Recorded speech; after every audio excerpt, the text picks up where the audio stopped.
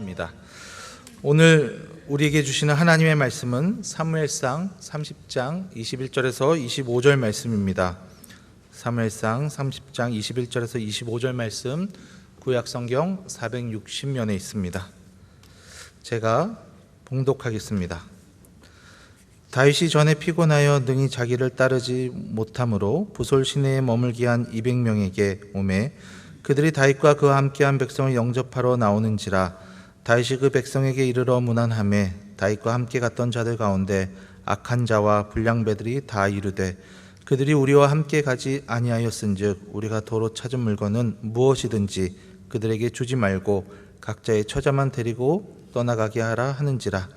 다윗이 이르되 나의 형제들아, 여호와께서 우리를 보호하시고 우리를 치러 온 그 군대를 우리 손에 넘기셨은즉 그가 우리에게 주신 것을 너희가 이같이 못하리라.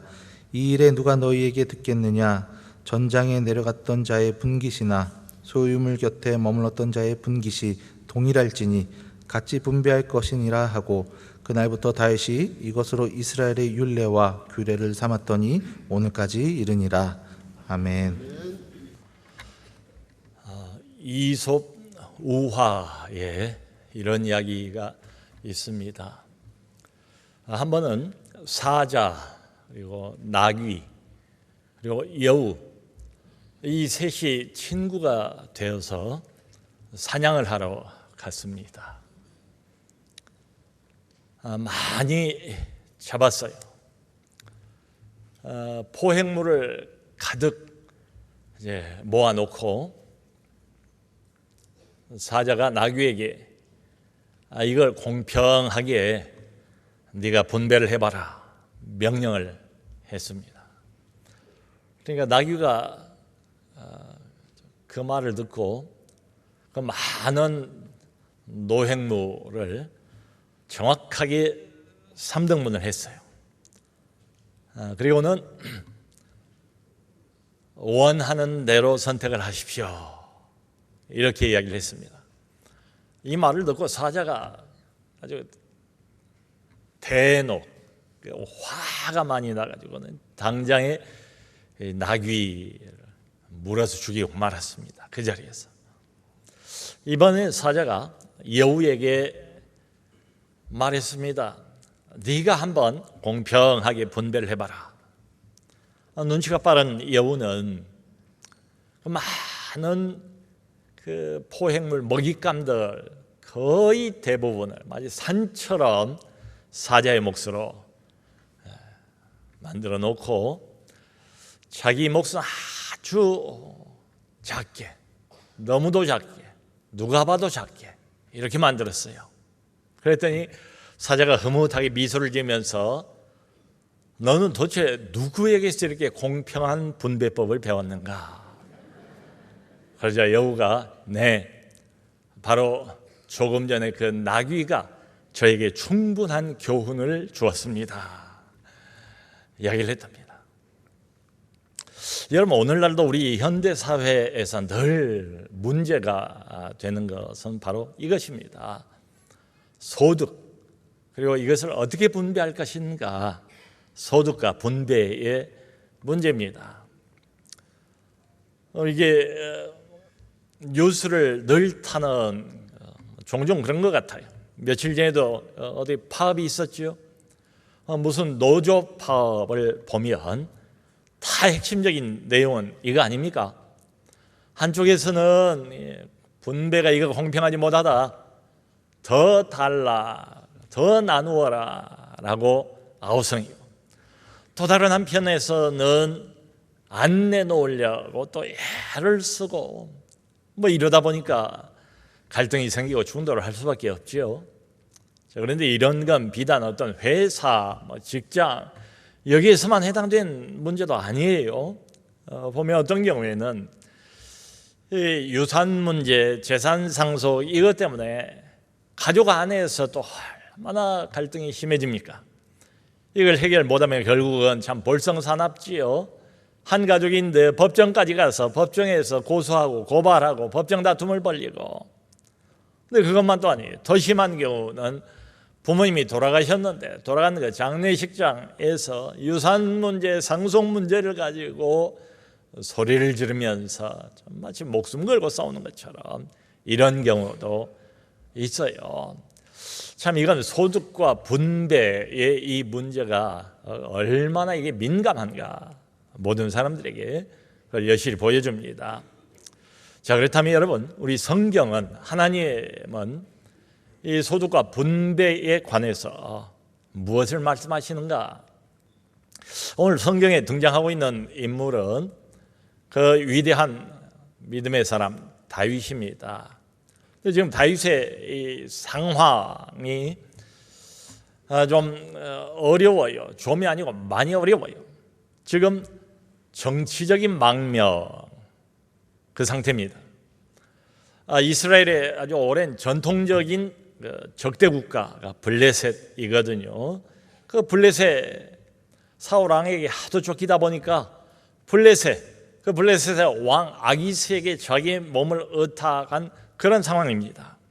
아기스 왕을 찾아가서 그 앞에 머리를 조아리면서 내 주 나의 왕이여 하면서 마치 충성을 맹세하는 것처럼 그렇게 보여요. 이 아기스 왕을 보고 나의 왕, 한 걸음 더 나가서 마치 하나님이 되는 것처럼 나의 주, 나의 주님 이렇게 부르면서 자기 목숨을 지금 부지하고 있는 중입니다. 그러니까 이 아기스 왕이 다윗에게 시글락이라는 마을을 가서 이제 거기에 살라 마을을 줘요. 다윗을 따르는 그 유명한 600 용사들 그리고 그 이제 가족들, 그러니까 뭐 작게 잡으면 한 2,000명, 많이 잡으면 한 3,000명, 적은 수는 아닙니다. 이 수를 다 시글락으로 데리고 가서 거기서 이제 사는 거예요. 그런데 나라로부터 받는 뭐 곡물이 충분치가 않겠지요.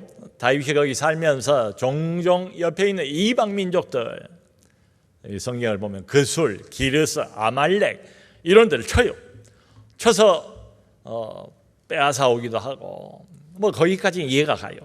근데 정말 다윗답지 못한 거 하나가 뭔가 하면 침략을 해서 공격을 하면 그 땅에 살고 있는 남녀를 다 죽여요.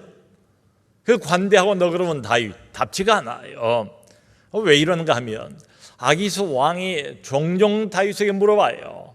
오늘은 어디를 가서 쳤느냐? 이번에는 어디를 침략했느냐? 물어보면 다윗은 늘 대답하기를 유다 땅을 쳤습니다. 이스라엘을 쳤습니다. 이렇게 대답을 했거든요. 그런데 이 남녀들을 살려두면 이 사람들이 어떻게 해서 아기스 왕 귀에 그 소문이 들어가지 않겠습니까? 사실은 이스라엘을 친 게 아닙니다. 이스라엘의 적대 국가들을 쳤습니다.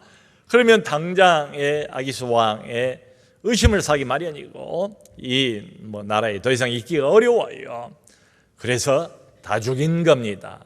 정말 언뜻 생각하면 과거의 다윗 같지가 않죠. 이해가 안 가요. 여러분, 이 정치적인 망명을 하고 있는 기간이 성경에 의하면 1년 4개월 동안이에요. 그런데 다윗이 그 시편이 전체가 150편이에요. 그 150편 중에서 약 반 정도를 다윗이 짓지 않았습니까? 다윗이 기분이 좋을 때 시편을 지은 것도 있고 참 비통한 가운데 지은 것도 있고 얼마나 영감이 넘칩니까? 시편이라는 게. 근데 이 1년 4개월 동안에는 다윗이 지은 시편, 다윗이 하나님을 향하여 드렸던 노래가 하나도 없어요. 그런가 하면 다윗이 이 기간 동안에 하나님 앞에 엎드렸다, 하나님 앞에 기도했다, 간절히 금식하면서 매달렸다 이런 구절도 암시도 전혀 없습니다. 그러니까 짐작한데 이때야말로 다윗이 영적으로 어두웠던 때, 영적으로 깊이 침체가 되어 있던 때인 것처럼 보여요. 아닌 게 아니라 참 일이 터졌습니다. 아기스 왕이 어느 날 다윗을 소환을 했어요. 어디로 소환을 했는가 하면 이제 블레셋하고 적대 국가인 이스라엘하고 큰 전쟁, 대대적인 전면전이 벌어지게 됐어요. 네가 나에게 충성을 맹세했으니 내가 너를 선봉에 세우겠다. 그러면 너의 600 용사와 함께 이 전쟁에 선봉으로 나서라. 큰일 났습니다. 근데 이때 하나님께서 개입을 하십니다. 하나님이 간섭을 안 했으면 정말 큰일 날 뻔했어요. 여러분, 다윗은 이스라엘의 구원자 아닙니까? 두 번째 왕으로 이미 기름 부음을 받은 상태 아닙니까? 만일 때 정말로 이스라엘과 붙어서 전쟁을 치렀더라면 이 사람이 왕이 될 수 없지요. 하나님이 막아주신 거예요. 이 아기스 왕의 고급 관료들, 바로 옆에서 손발이 되고 있는 아기스 왕의 수하들이 극구 반대를 한 거예요. 왕이시여, 이게 될 법이나 한 말씀이십니까? 이 다윗이 누굽니까? 과거에 우리나라의 가장 위대했던 장수인 골리앗을 단 한 칼로 목을 뱉던 그 사람 아닙니까? 그때 이스라엘 백성들이 무슨 노래를 지어 불렀습니까? 사울이 죽인 자는 천천히요 다윗은 만만히로다 하던 그 다윗 아닙니까? 지금 호랑이가 우리 굴 속으로 들어와 있는 셈입니다. 만일에 전쟁터에 내보냈다가 그가 전쟁터 한가운데서 마음이 바뀌어져 가지고 우리를 역으로 공격하면 우리는 꼼짝없이 당하고 맙니다. 큰 낭패를 볼 겁니다. 안 됩니다. 같이 전투에 나가는 건 불가능입니다. 할 수 없이 아기스가 다윗을 또 다시 돌려보냅니다. 그래서 정말 다윗 돌아오면서 휴 하고 한숨을 쉬었을 것 같아요. 얼마나 참 위기일발 순간이겠습니까? 근데 자기들이 살고 있던 시글락으로 돌아와 보니까 웬걸요 더 큰 일이 눈앞에 벌어져 있어요. 자기들이 없는 사이에 아말렉 군대가 자기 마을을 침략을 했습니다. 마을을 온통 다 불살라버리고 초토화 만들어버렸어요. 그리고 살고 있던 자기들의 아내, 그리고 아이들, 노인들, 소, 양, 나귀, 가죽 다 쓸어가 버렸어요. 며칠 전에 이미 휩쓸고 지나가 버렸습니다. 한 사람도 없는 거예요. 이 참 기가 막힌 광경을 보고 600용사와 다윗이 정말 소리를 높여서 거의 대성통곡을 했대요. 이 성경을 보면 더 이상 울 기력이 없을 정도로 탈진 상태가 될 정도로 대성통곡을 했답니다.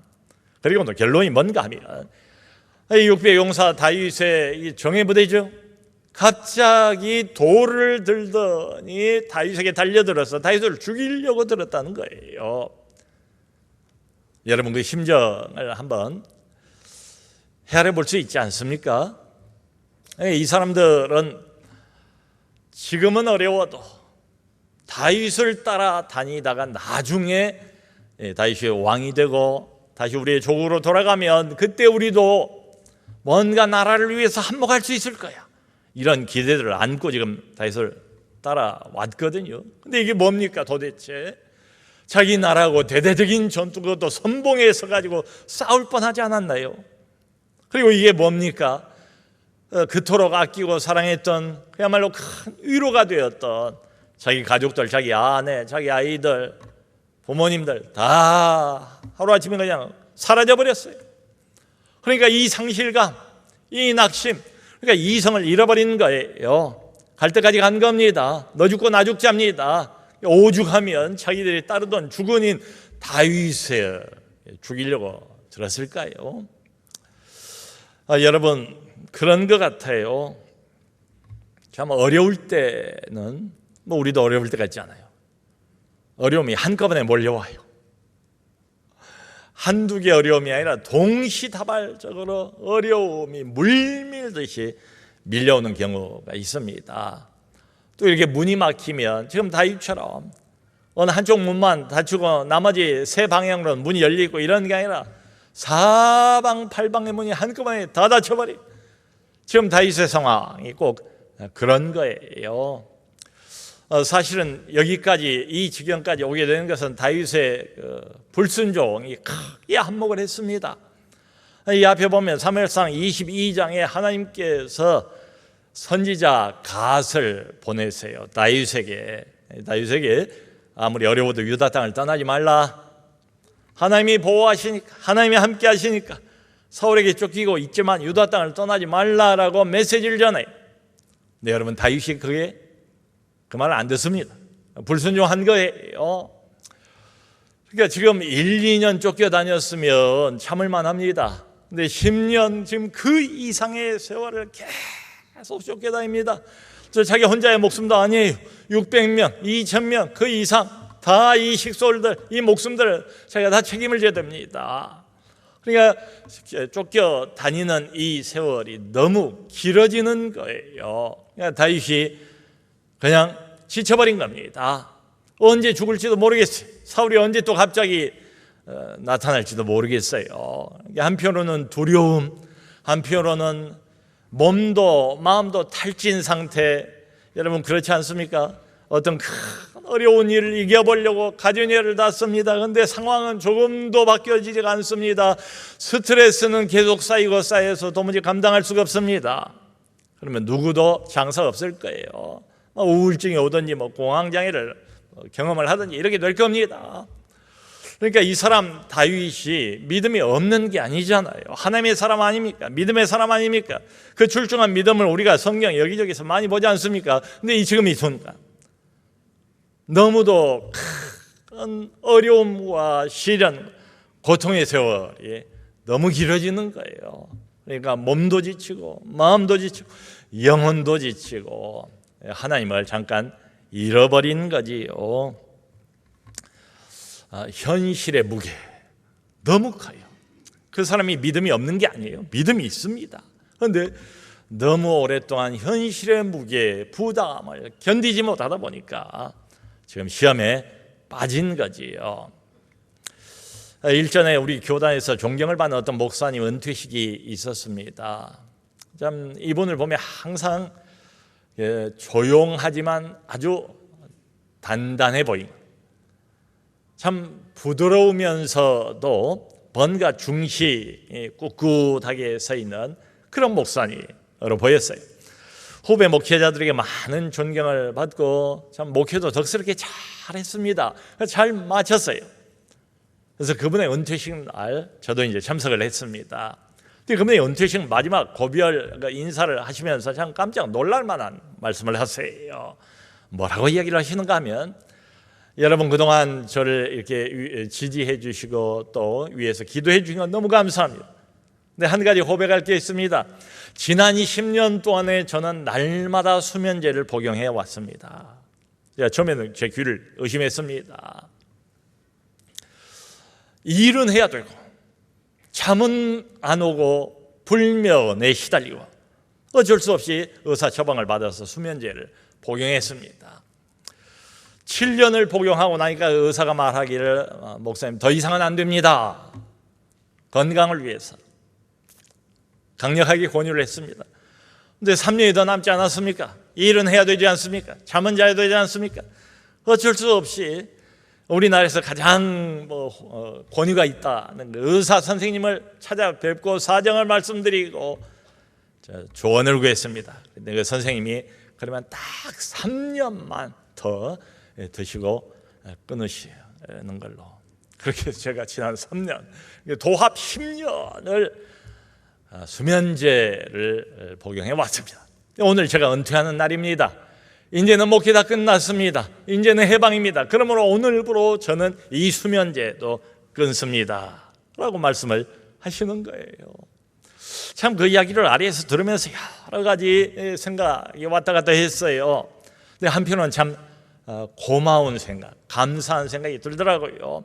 평소에 그의 모습처럼 어떤 비바람이 불어도 자기는 끄떡없는 것처럼, 어떤 어려움이 있어도 조금 더 흔들리지 않는 것처럼 이렇게 자신을 연출하고, 그리고 목회를 끝낼 수도 있잖아요, 얼마든지.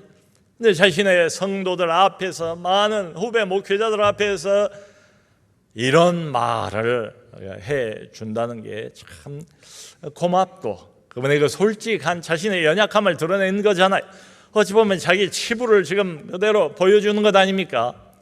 더 인간적인 이렇게 정이 느껴졌습니다. 여러분, 다윗 같은 사람도 큰 어려움, 이게 계속되면 참 이런 어려움 앞에 장사가 없는 것 같아요. 그냥 마음이 흔들리는 거예요. 시험에 빠지는 거예요. 그래서 잘못 결정을 한 겁니다. 사실은 안 갔어야 됐지요. 잘못 선택을 한 거예요. 그 결과 더 큰 어려움을 다윗이 만나게 된 겁니다. 그야말로 믿고 생사고락을 함께하고 있던 600명의 자기의 정예 부대 마저 자기에게 반기를 들고 반란을 보이니까 갈 때까지 간 거지요. 일촉즉발 위기의 클라이막스입니다. 바로 여기서 반전이 일어납니다. 여기 30장 6절을 보면 그렇게 나와 있어요. 다윗이 그때에 자신의 하나님 여호와를 의지하고 큰 용기를 얻었더라, 이렇게 적혀 있습니다. 이 부하들의 반라, 이걸 눈으로 목격을 하면서 다윗이 퍼뜩 정신이 든 거예요.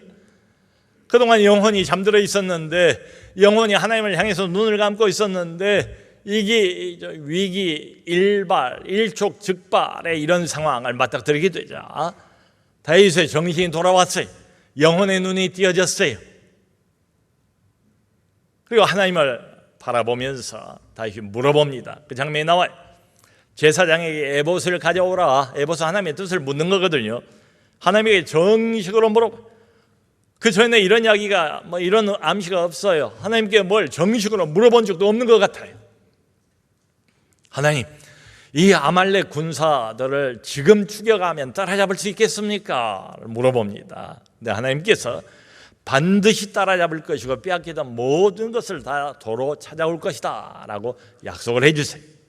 다윗이 그 말을 듣고 600용사들을 부추겨서 그때부터 맹추격을 시작합니다. 한 사흘 거리에 열심히 추격을 하다가 부솔 시내가까지 왔대요. 부솔 시내가. 근데 거기서 200명이 진짜 말 그대로 육체적인 탈진 상태에 이르게 된 거예요.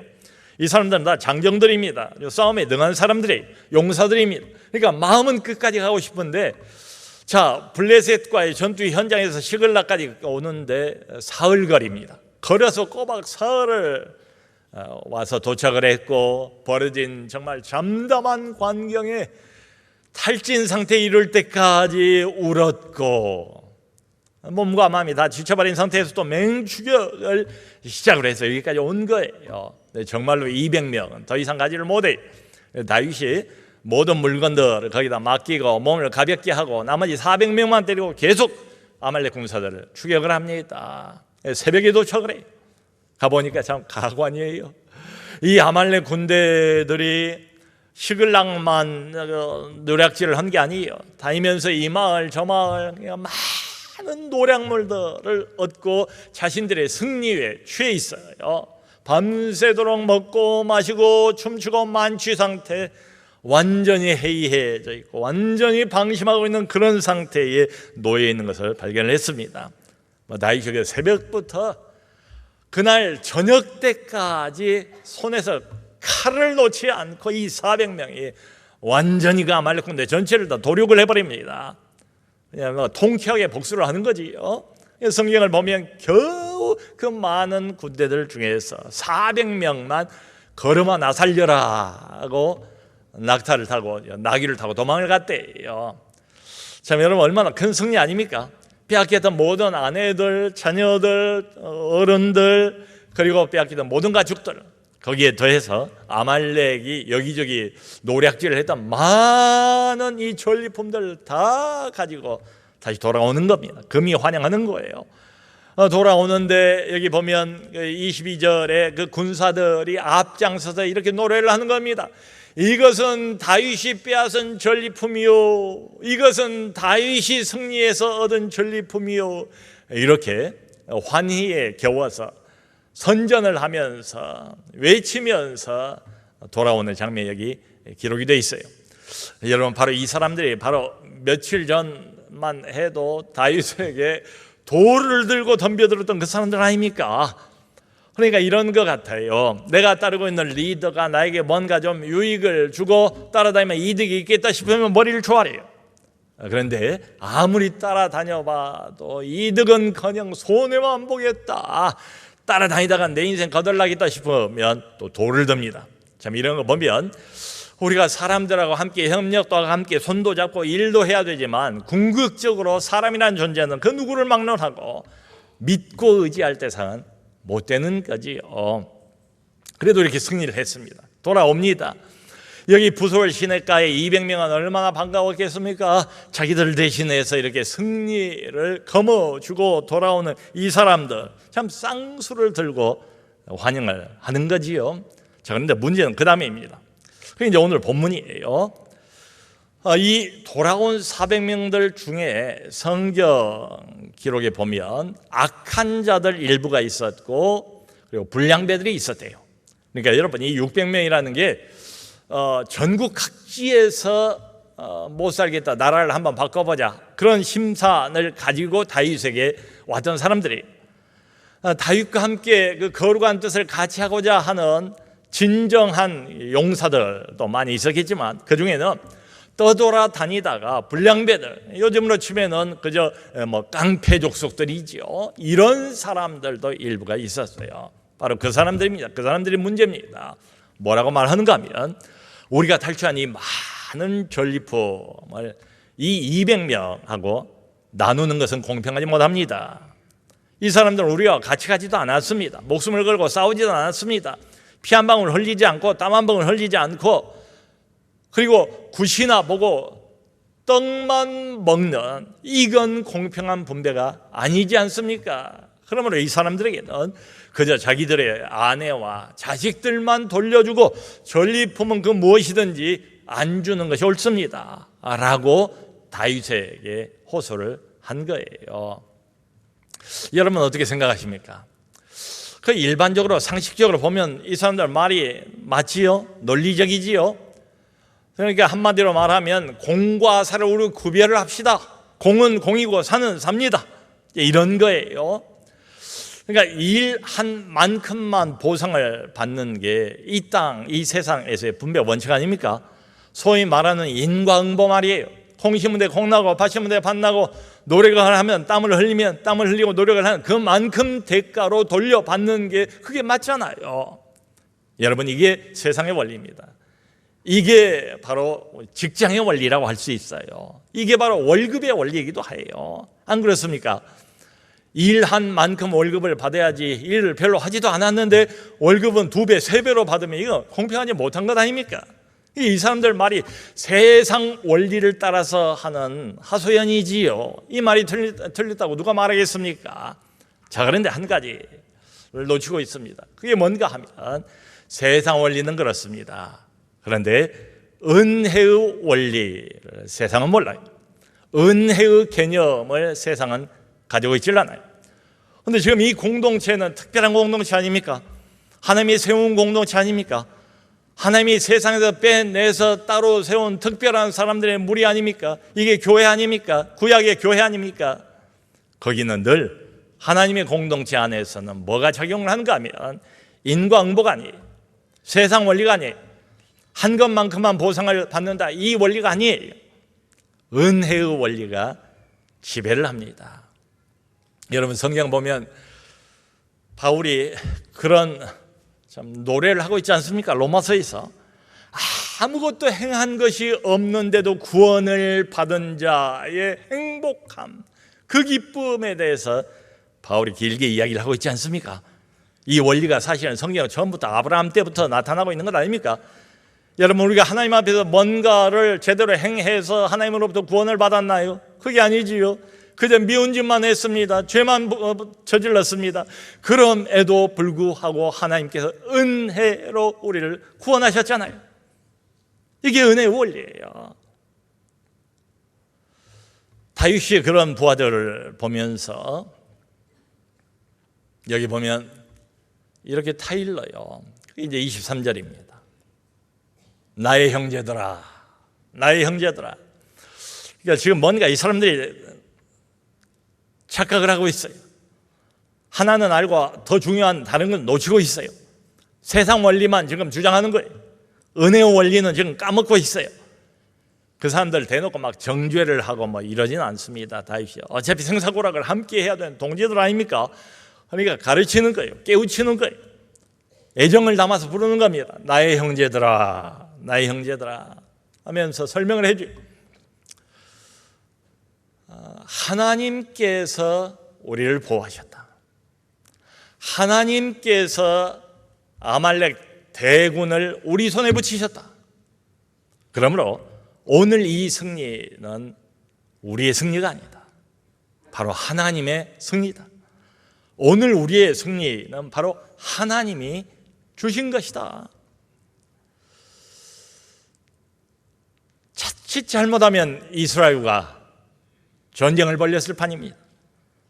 자칫 잘못하면 빼앗겼던 아내들, 빼앗겼던 자녀들 다 잃어버릴 수도 있었습니다. 근데 생각해봐라. 하나님께서 우리를 이렇게 보호하지 않았느냐. 아무것도 잃어버리지 않도록 하나님께서 그 수많은 아말렉 대군들, 우리가 아무리 용사들이라고 해도 400사람을 가지고 이 많은 대군들을 그것도 탈진 상태에 거의 다 이르렀는데 어떻게 다 이기겠느냐. 하나님께서 적들을 우리 손에 붙였다. 그러므로 오늘의 이 승리는 우리의 승리가 아니고 하나님의 승리다. 그 다음 결론이 이겁니다. 자, 그러므로 이 전리품 탈취물은 저들과 공평하게 똑같이 분배를 해야 될 것이니라. 그리고 오늘 맨 마지막 구절에 그렇게 나왔잖아요. 이것이 오늘날까지 이스라엘의 규칙이 되었다. 성도 여러분, 이게 뭔가 하면 바로 인식의 차이입니다. 이 불량배들 하나님을 인식하지 못하는 거예요. 하나님을 중심으로 해서 이 사건, 이 상황, 이 결론을 바라보지 못하는 겁니다. 다윗은 역시 믿음의 사람이지요. 이 승리가 어떻게 가능했는가, 이걸 철저하게 다시 한번 깨달은 사람이 다윗이에요. 그러니까 우리가 가다가 다윗처럼 너무 힘들고 어려우면 시험에 빠질 수 있습니다. 불순종할 수도 있습니다. 깊은 영적인 구렁텅이 속으로 빠져버릴 수도 있습니다. 근데 고마운 것은 하나님께서 그 자리에 그대로 허우적대도록 내버려 두질 않으세요. 하나님께서 때가 되면 우리 손을 붙잡아서 다시 끌어올립니다. 든든한 두 발로 믿음의 반석 위에 서게 하십니다. 그리고 하나님께서 다시 싸우게 하시고 승리를 우리에게 주세요. 여러분, 물론 우리가 수고합니다. 우리가 노력합니다. 우리가 땀을 흘립니다. 우리가 최선을 다합니다. 그런데 다윗의 인식은 이겁니다. 내가 노력한다고, 내가 열심히 낸다고, 내가 최선을 다한다고 이런 승리가 보장되는 건 아니다. 나의 노력과 나의 예씀을 통해서 하나님께서 역사하신 결과물이다. 여러분, 이 하나님의 인식이 있어야만 이걸 내 것이라고 움켜쥐지 않습니다. 하나님이 주셨다. 하나님의 승리다. 하나님의 선물이다. 이게 분명히 깨달아져야만 내 보물 창고를 열 수가 있어요. 지난 코로나 3년 그 이상 어간에 참 희한한 경험을 했습니다. 그래서 교회가 교회구나. 교회가 세상 단체하고 다르구나. 교회의 은혜의 원리와 세상의 인과응보의 원리가 이렇게 차이가 나는구나 실감을 했어요. 모두가 다 어렵지 않았습니까? 근데 우리 교회는 바로 그 동안에, 코로나 그 기간 동안에 가장 많은 구제, 가장 많은 봉사, 이웃들을 섬긴 일을 했어요. 실제로 그래요. 그렇게 할 수 있었던 것은 많은 우리 성도님들이 마음을 모아주셨기 때문에 그래요. 여러 사람들이 목적은, 지정은 내주셨어요. 목사님이 어려운 때에 이 돈을 가지고 어려운 코로나 때문에 힘들어하는 이웃들을 위해서 사용을 해주세요. 이때 특별히 더 어려울 작은 교회들을 위해서 이걸 사용해 주세요. 제가 참 보면서 깜짝 놀랐습니다. 적은 돈들이 아니 많은 돈들, 그런 생각을 했습니다. 아무리 돈이 많은 사람이 할지라도 이렇게 많은 액수를 선뜻 내놓기는 결코 쉽지가 않았을 텐데 하나님께서 마음을 움직여 주셨구나. 마음을 움직여 주신 거예요. 은혜의 원리에 초점을 맞춘 거예요. 하나님이 내게 주셨다. 여러분, 고린도전서 4장 7절을 보면 이런 말씀이 있습니다. 한번 같이 읽어볼까요? 시작. 누가 너를 남달리 구별하였느냐? 내게 있는 것 중에 받지 아니한 것이 무엇이냐? 내가 받았은즉 어찌하여 받지 아니한 것 같이 자랑하느냐? 네가 가지고 있는 것 중에, 네가 소유하고 있는 것 중에 하나님으로부터 받지 아니한 것이 과연 있느냐? 그게 은사든, 그게 무슨 재능이든, 그게 특별한 건강이든, 그게 물질이든 소유든 무엇이든 간에 네가 받지 아니한 것이 과연 있느냐? 다 받았을 뿐입니다. 받은 것을 사용하고 있을 뿐입니다. 예수님께서 그런 말씀을 하셨죠. 주는 것이 받는 것보다 더 복이 있느니라. 주는 것이 받는 것보다 훨씬 더 복이 있느니라. 여러분, 얼마 안 있으면 추석 명절이 다가옵니다. 특별히 명절이 되면 더 힘든 사람들이 우리 주변에 있지 않습니까? 모쪼록 이 은혜의 원리, 그 은혜의 원리에 사로잡혀서 우리도 살아가는 사람들 아닙니까? 날마다 하나님의 은혜가 없이는 살 수 없는 사람들 아닙니까? 하나님이 그야말로 무작정 우리에게 사랑으로 부어주시는 것, 우리는 받아만 먹는 것, 한 일도 별로 없이, 이게 은혜 아닙니까? 그 은혜의 원리, 그 위에 서서 받은 것을 후하게 필요한 사람들과 나누는 우리 모두가 될 수 있기를 주님의 이름으로 축원합니다.